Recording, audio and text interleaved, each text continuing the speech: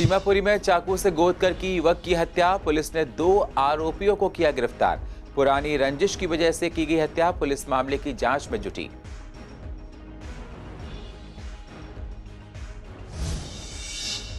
चाचा नेहरू बाल चिकित्सालय में भी मरीज हड़ताल से परेशान। रेजिडेंस डॉक्टर्स की हड़ताल का तीसरा दिन, ओपीडी सुविधा पूरी तरह से बंद।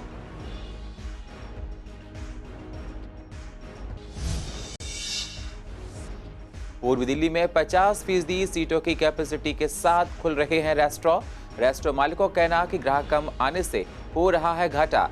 रेस्टोरेंट में 40% लोग ही आ रहे हैं। गांधीनगर के व्यापारियों ने किया विरोध प्रदर्शन। जीएसटी बढ़ने से व्यापारी हैं नाराज। जीएसटी बढ़कर हो रही है 5 से 12%।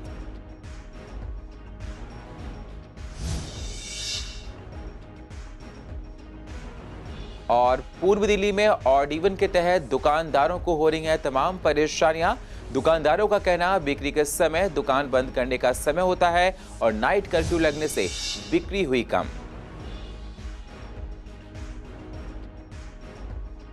नमस्कार, स्वागत है आप सभी का सीसीएन में और आप देख रहे हैं पूर्व दिल्ली खास। अब होते हैं रूबरू पूर्व दिल्ली की अहम खबरों के साथ। पूर्व दिल्ली में अपराधियों के हौसले दिन पर दिन बुलंद होते जा रहे हैं, जिसका पता सीमापुरी में दिन दहाड़े हुई हत्या से चलता है, जहां शाहरुख नाम के एक शख्स पर चाकू से कई वार किए गए हैं। इस पूरे मामले का वीडियो वायरल हो रहा है। परिवार ने अपराधियों को पकड़ने की मांग की है। उनका कहना है कि बिना किसी रंजिश के उनके बेटे पर ताबड़तोड़ चाकू से कई बार वार किए गए। उसके बाद उसे जीटीबी अस्पताल में लाया गया, जहां पर डॉक्टर्स ने उसे मृत घोषित कर दिया है। वहीं डीसीपी का कहना है कि इस मामले में 2 लोगों को गिरफ्तार किया गया है। पुरानी रंजिश की वजह से लड़के की हत्या की गई है और शाहरुख पर भी कई मुकदमे दर्ज हैं। कल शाम को एक पीसीआर कॉल मिली चाकू मारने का, पुलिस स्टेशन सीमापुरी का एरिया में।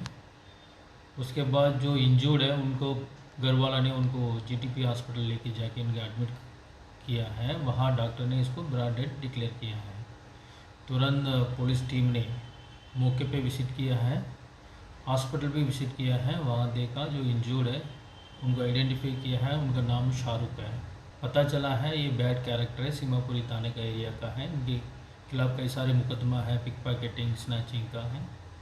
रिसेंटली ये यूपी पुलिस ने इनको अरेस्ट किया। जेल से 4-5 दिन पहले बाहर आया। हमने 2 अक्यूज को गिरफ्तार किया है।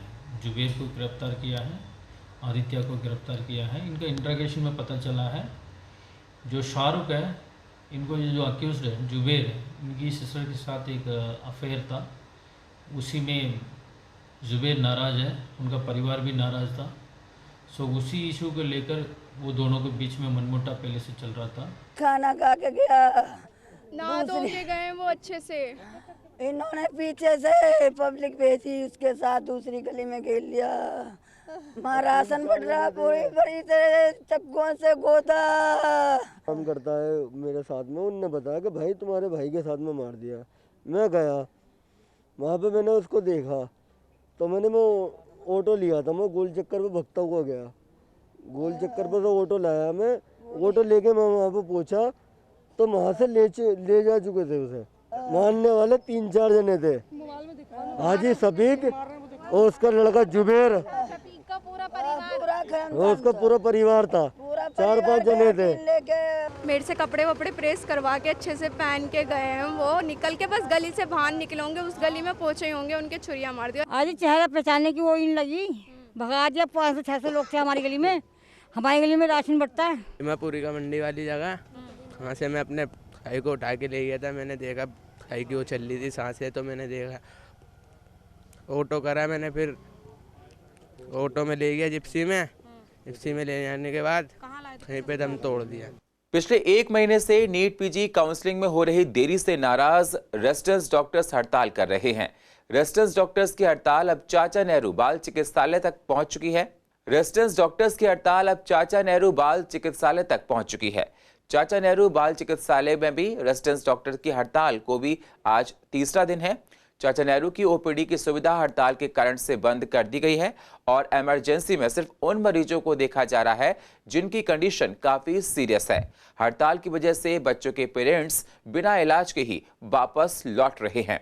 यमुना पार के लगभग 5 अस्पताल ऐसे हैं जो हड़ताल का सामना कर रहे हैं। यहाँ पर हम मौजूद हैं चाचा नेहरू हॉस्पिटल में, जहाँ आप देख सकते हैं यहाँ के जो रेजिडेंस डॉक्टर्स हैं वो हड़ताल पर बैठे हुए हैं। हड़ताल को देखा जाए तो काफ़ी लंबा समय बीत चुका है, लेकिन अभी तक इन डॉक्टर्स की मांग पर सरकार ने कोई भी आश्वासन नहीं दिया है, जिससे ये लोग अपनी लगातार जो स्ट्राइक है उसको जारी रखे हुए हैं। बात है कि 3-4 दिन पहले जो हमारे फोडा के फेलो रेसिडेंट्स हैं जिनके साथ पुलिस ने ऐसे बर्ताव किया था, उसके लिए भी हम बहुत हर्ट हुए हैं इस व्यवहार से, और जो एफआईआर की गई है इन डॉक्टर्स पे वो वापस ली जाए, ये हमारी रिक्वेस्ट है। देखिए, हड़ताल तो 1 महीने से चल रही है, फिर हमने जो है पिछले 3 दिन से ज्वाइन किया और ऐसे ही हमारे जैसे और भी इंस्टीट्यूट हैं जो कि ज्वाइन कर रहे हैं। और अब हम पूरी तरह से हमारे जो संगठन है, फोडा संगठन है डॉक्टर्स का, रेसिडेंट डॉक्टर्स का, हम उसके समर्थन में जब तक वो ये हड़ताल वापस नहीं लेंगे हम भी यहाँ डटे रहेंगे।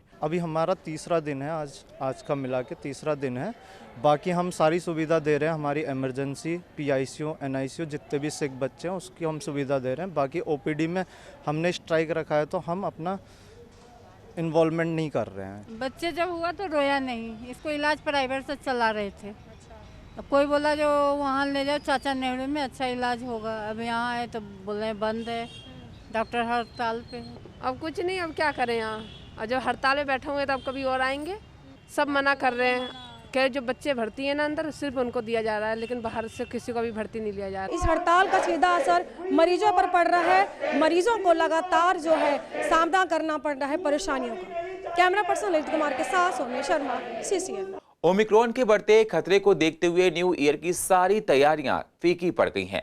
रेस्टोरेंट के मालिकों ने न्यू ईयर की तैयारियां कर रखी थी, उन पर ओमिक्रॉन ने पानी फेर दिया है।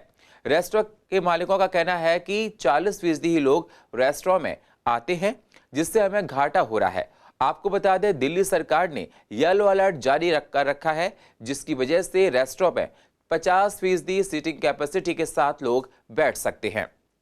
सर, जिस हिसाब से बीमारियां चल रहा है, इस हिसाब से पहले टाइमिंग का भी पाबंदी है।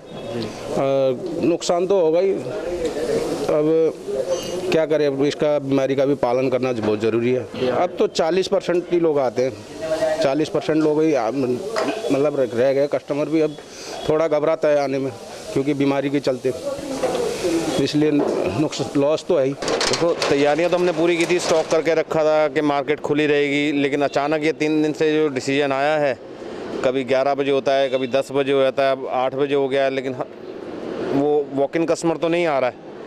अब डिलीवरी स्विगी जोमेटो पे क्या कमा लोगे, कितना कमा लोगे, डिलीवरी पे कितना कमा लोगे, लोग आते ही कम है, बहुत कम लोग आ रहे हैं। 2 दिन से तो बहुत कम लोग आ रहे हैं। एज ए दुकानदार तो हम पूरी जो है प्रिकॉशंस ले रहे हैं, सब स्टाफ भी मास्क पहनता है, हम भी मास्क पहना है, सैनिटाइजेशन होती है, सफाई अच्छे से होती है। कस्टमर के लिए तो कोई सेफ्टी से कोई कॉम्प्रोमाइज नहीं है। पूर्व दिल्ली के गांधीनगर मार्केट के कपड़ा व्यापारी जीएसटी बढ़ने को लेकर लगातार विरोध प्रदर्शन कर रहे हैं। जीएसटी बढ़ने से व्यापारी वर्ग में काफी गुस्सा दिख रहा है। 1 जनवरी 2022 से रेडीमेड कपड़ों के बाद जीएसटी 5 से बढ़कर 12% की जा रही है, जिससे कि गरीब तबके के लोग कपड़े महंगे होने से काफी नाराज और परेशान दिखाई दे रहे हैं। परेशानी उन लोगों को होगी। पहले ही आम जनता महंगाई की मार से झेल रही है, तमाम परेशानियां देखी जाती हैं महंगाई की वजह से। आइए आपको सुनाते हैं क्या कहना है कपड़ा व्यापारियों का, जरा आप भी सुनिए। ये प्रोटेस्ट सारी दुनिया जान चुकी है कि जीएसटी, जो कपड़ों पे जीएसटी 2 गुना से ज़्यादा बढ़ा दिया गया, 5% से 12% जीएसटी के विरोध में देश की जनता के हित में पूरा व्यापारी समुदाय आज बंद करके सड़कों पे उतरा है। इस गांधीनगर से करीब 5 लाख लोगों को रोज़गार मिलता है। आज सारे उन सब घरों पे आज चूल्हा नहीं जलेगा, सब घरों में रोज़गार नहीं पहुंचेगा। हमारे पेट को काट करके देश की जनता में जो महंगाई का ये नया कर, जजिया कर लादा गया है, इस जजिया कर से देश को बचाने के लिए व्यापारी अपने पेट काट करके आज दुकानें बंद करके सड़कों पर आए। प्रोटेस्ट करने की मजबूरी है, हमारे पेट पर लात पड़ रही है। हम जो 5 से 12 हम कैसे सहन कर पाएंगे, आम आदमी कैसे सहन कर पाएगा। जो आदमी 100 रुपये की चीज़ लेता था पहले 105 की पड़ती है, उसे 112 की पड़ेगी, वो कहाँ से कंज्यूम करेगा। क्या हमारा जो वर्कर है, छोटा जो आदमी है, मीडियम क्लास है, वो कैसे परचेज कर पाएगा। वो आज 100 रुपये की लेने में तो परेशान है। वो 112 ही कैसे लेगा, आप ये बताइएगा। क्या गवर्नमेंट को ये समझ में नहीं आती? मीडियम क्लास की बिल्कुल नहीं सोचती है, हमेशा ऊपर क्लास की सोचती है। ये एक बहुत गलत बात है। मैं इसमें ये कहूँगा, कपड़े पर पहले 1 भी % टैक्स नहीं था, अब पहले 2% लगा, फिर 5% लगा। हम उसको एक्सेप्ट नहीं कर पा रहे थे। इससे और भी महंगा 12% करने जा रहे हैं। इससे बहुत बड़ी महंगाई बढ़ेगी और बहुत तकलीफ आएगी। हमारा बहुत बड़ा उद्योग है, 35 करोड़ आदमी इस जनता इसके साथ लगी हुई है, जुड़ी हुई है, लेकिन ये बड़े घराने के लिए किया जा रहा है, ना कि छोटा आदमी। हमारे सब मार्केट, सब टोटली दिल्ली, इंडिया में जितनी बड़ी मार्केट है सब बंद है आज। दिल्ली में कोरोना की वजह से येलो अलर्ट जारी होने से दुकानों में भी ऑड इवन भी लागू हो गया है। दुकानदार भी इसका पालन भी कर रहे हैं। जो दुकानदार ऑड इवन फॉलो कर रहे हैं उनका कहना है कि ये समय बिक्री का होता है। लोग सर्दियों की और शादियों की शॉपिंग करते हैं और हर साल अब लॉकडाउन या ऑड इवन लगाया जाता है, जिससे हमको नुकसान होता है। शराब ठेकों पर सरकारों का जोर नहीं है, पर आम दुकानदारों पर सारा जोर है। रेडी लगाने वालों के लिए सरकारें ऑड इवन क्यों नहीं लगाती हैं? उनसे ज्यादा भीड़ बढ़ जाती है। ऑड इवन लागू करने का फैसला जल्दी से ले लिया गया है, थोड़ा समय और सरकार को देना चाहिए था। देखिए, अगर हम पालन करने की बात करें तो पालन लाल क्वार्टर में सबसे ज़्यादा हो रहा है। यहाँ पे एक भी दुकान ऐसी नहीं है जो ऑड इवन के अलावा खोल रही हो। कल जैसे 29 तारीख थी तो 1 नंबर की दुकानें खोली गई और आज 30 तारीख है तो 2 नंबर की दुकानें खोली गई हैं। एक भी दुकानदार ऐसा नहीं है जिसने इसकी कानून की पालना ना करी हो। देखिए, ऐसा है कि अगर माहौल की बात करें तो मैं मानता हूँ कि इसमें नुकसान होता है। अगर किसी व्यक्ति की दुकान 30 दिन खुलनी हो और वो 15 दिन दुकान खोलेंगी तो 50% तो काम वैसे हो गया, पहली बात। दूसरी बात, जब इस टाइप का पैनिक फैलता है तो कस्टमर भी कहीं ना कहीं अवेयर होता है, कस्टमर कम निकलता है और हम ये समझते हैं हमारा काम जो है 15 से 20% आ जाता है। मार्केट एरिया में इस टाइम पैनिक, एक तरह का ना पैनिक सा हो गया। पैनिक नहीं होना चाहिए था।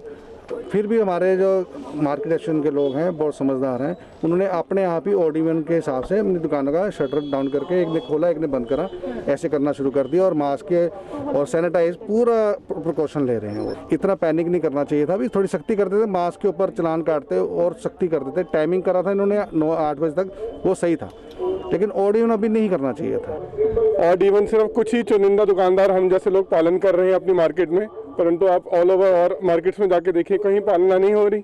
रेडी पटरी हर जगह वैसे ही मौजूद है, उनके लिए कोई ऑड इवन नहीं है। जबकि कोई दुकानदार अगर अपनी दुकान बंद कर रहा है तो उसके आगे एक रेडी वाला आके खड़ा हो जा रहा है, तो उसकी पालना कहाँ से हो रही है? तो आपको साइंटिफिकली आपने प्लान बनाया है तो साइंटिफिकली लागू भी कराइए ना। क्राउड तो उतना ही है, अगर रेडिया पटरियाँ लगती रहेंगी तो नुकसान खाली दुकानदार का। कोरोना के नए वेरिएंट ओमिक्रॉन को देखते हुए दिल्ली सरकार ने कई तरह की पाबंदियां लगा दी हैं, जिससे लोगों को काफी परेशानी हो रही है। बसों में सीटिंग कैपेसिटी कम करने से लोगों को घंटों तक बस स्टैंड पर इंतजार करना पड़ता है, खड़े रहना पड़ता है। बस स्टैंड पर लंबे समय तक खड़े रहने से भीड़ बढ़ रही है। लोग सोशल डिस्टेंसिंग का भी पालन नहीं कर रहे हैं, साथ ही कोरोना का खतरा भी ज्यादा बढ़ेगा। सही है, बिल्कुल कोई क्राउड नहीं है, सिर्फ सीटिंग है, आराम से बैठ रहे हैं। नहीं वेटिंग का, मैं तो स्टैंड पे आया तो फौरन बस मिल गई।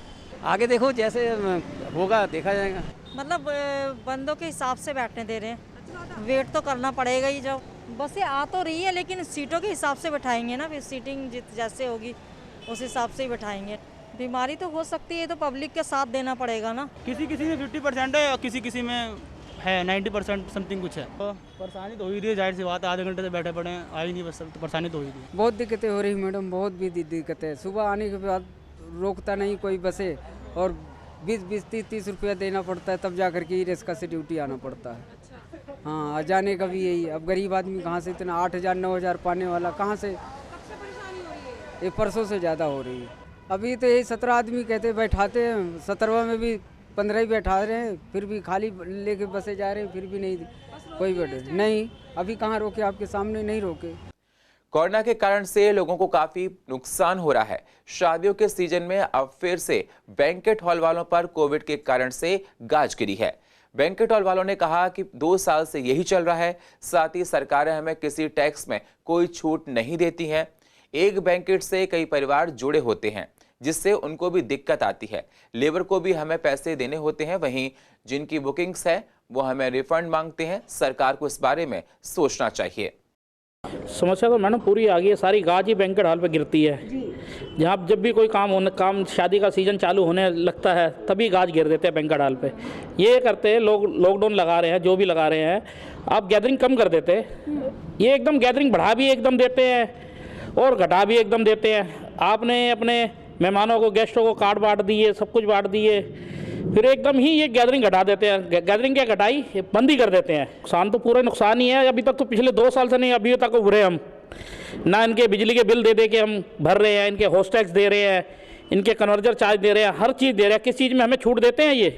नहीं, बिजली के बिल इन्होंने पूरे लेने हैं, हर चीज़ पूरा लेना है। छूट किस चीज़ में नहीं है, बस गाज बैंकेट हॉल पे घेरनी है इन्होंने। जिसके घर पे शादी होती है, आप समझ ही सकते हो कि उसके लिए कितनी बड़ी प्रॉब्लम फेस होती है। आदमी बाहर खाना या बाहर दारू एक दिन बाद भी पी सकता है, साल बाद भी पी सकता है, लेकिन शादी जिसकी होनी है वो तो होनी है ना। 20 आदमियों का ना तो घर पे कोई शादी होती है, ना ही 20 बंदे आ सकते हैं। टोटली अगर एक 1 साइडेड भी लो तो कम से कम 25% तो होते ही हैं। कार्ड बढ़ चुके हैं, हर चीज़ हो चुकी है, प्रेशर इतना है हर किसी का। फिर ऊपर से पार्टीज़ कहाँ जाएंगी? ना तो आप देखो मंदिर में अलाउ नहीं है, घर पे भी आजकल इतनी ज़्यादा वो है नहीं कि शादी हो सके। तो ये प्रॉब्लम बहुत ज़्यादा क्रिएट कर दी है गवर्नमेंट ने। दिल्ली के सारे बैंकेट बंद होने की वजह से सब लोग एनसीआर में जा रहे हैं। क्या कोरोना एनसीआर से दिल्ली नहीं आ सकता? इन सब चीज़ों को देखते हुए इनको कुछ टाइम देना चाहिए। आगे फ्यूचर में भी इनको कम से कम ये कहना चाहिए कि हम जून तक 100 आदमी की प्रोग्राम रखेंगे ताकि लोग उसी हिसाब से अपनी तैयारी करें। एक शादी के फंक्शन करने से 52 फैमिली का वर्क चलता है, चाहे वो फूल वाला, डीजे वाला, बैंड वाला, घोड़ी वाला, कोई भी हो। 52 फैमिलियों का चलता है और उनके आगे बच्चे वगैरह करके काफ़ी फ़र्क पड़ता है अगर गवर्नमेंट देखे। और गवर्नमेंट की तरफ से किसी को भी इस इंडस्ट्री में कोई हेल्प नहीं है। पूर्व दिल्ली के गीता कॉलोनी के 8 ब्लॉक में लगने वाले मोबाइल टावर का स्थानीय लोग विरोध कर रहे हैं। वहां रहने वाले लोग नहीं चाहते हैं कि उनके एरिया में मोबाइल टावर लगे। लोगों ने इसकी कंप्लेंट भी करी थी, लेकिन पुलिस ने लोगों को कहा कि कोर्ट से स्टे लेकर आइए, तब ये टावर हट सकता है। स्थानीय लोगों का कहना है कि टावर से निकलने वाले रेडिएशन से कैंसर और हार्ट अटैक जैसी बीमारियां होंगी। आपको बता दें, पूर्व दिल्ली के कई इलाकों में ऐसे विरोध प्रदर्शन पहले भी हो चुके हैं। दरअसल क्या था, यहाँ पे ये जो मकान है इसके ऊपर मोबाइल टावर लग रहा है और सारे जो हमारे कॉलोनी वाले उसके अगेंस्ट में है कि यहाँ पे नहीं लगना चाहिए। जैसे कि आप लोग जानते हैं कि सब इतने वैसे कोरोना चल रहा है, सब वैसे बीमार हैं, हर किसी न किसी घर में कोई ना कोई बीमारी है। अब रेडिएशन से वैसे ही सबको पता है कि कैंसर होता है और बहुत सारी बीमारी साथ में लेके आती हैं। हमारे सारे कॉलोनी वाले इस बात से डिसएग्री करते हैं कि यहाँ पे लगना ही नहीं चाहिए, लेकिन फिर भी वो टावर लगा रहे हैं तो उसके अगेंस्ट में सारे प्रोटेस्ट कर रहे हैं। इधर सब कोई हर सामने घरों में कोई ना कोई सब बीमार है और सामने से ये टावर लगवाएंगे और बीमारियों का कारण और बनवाएंगे। यहाँ सबको कोई ना कोई प्रॉब्लम है, सब बीमार है यहाँ पे। क्या पहले भी यहाँ पे टावर लगा था? नहीं लगा, ये पहली बार लग रहा है। वोडाफोन का टावर लगा रहे हैं यहाँ पे। यहाँ नेटवर्क की इशू है? कोई इशू नहीं है, पूरे मोहल्ले को किसी चीज़ की कोई दिक्कत नहीं है, किसी चीज़ की कोई दिक्कत नहीं है यहाँ पे, किसी को कोई प्रॉब्लम नहीं है। फर्स्ट क्लास नेटवर्क आते हैं यहाँ पे, कोई पूछने नहीं आया यहाँ पे टावर लगा रहे हैं आपको कोई दिक्कत है यहाँ पे, कोई परेशानी है, कोई पूछने नहीं आया यहाँ पे। दिक्कत सारी है, यहाँ नहीं लगाने देते। हमारे छत पास में छोटे छोटे बच्चे हैं तो ये कोई अच्छी बात है क्या लगाना है? हमारा कमरा डाल रहे थे, कमरा नहीं डालने दिया। ये हार्ट प्रॉब्लम होगी, बीपी होगा, कैंसर होगा, कौन रिस्पॉन्सिबल होगा? कोविड के बाद इनको सबको कोविड हुआ, पूरे मोहल्ले को कोविड हुआ, वी वर टुगेदर। बट यहाँ पर आके अब ये शो कर रहे हैं कि हम जा रहे हैं नोएडा एंड यहाँ ये छोड़ कर चले जाएंगे एंड हम सबको सफ़र करना पड़ेगा। कैंसर पेशेंट हो सकते हैं सर, एंड यहाँ पे जो भी रेंट करने आएगा ना उसको डेफिनेटली कैंसर होगा 110%। अगर यहाँ तक हो सकता है तो व्हाई नॉट अस। और पूर्व दिल्ली की अधिक जानकारी के लिए आप YouTube पर जाकर CCN लाइव को सब्सक्राइब करें और फ्रेश अपडेट लेते रहें। और फिलहाल पूर्व दिल्ली खास में इतना ही। बाकी खबरों के लिए आप बने रहिए CCN के साथ। तब तक के लिए नमस्कार।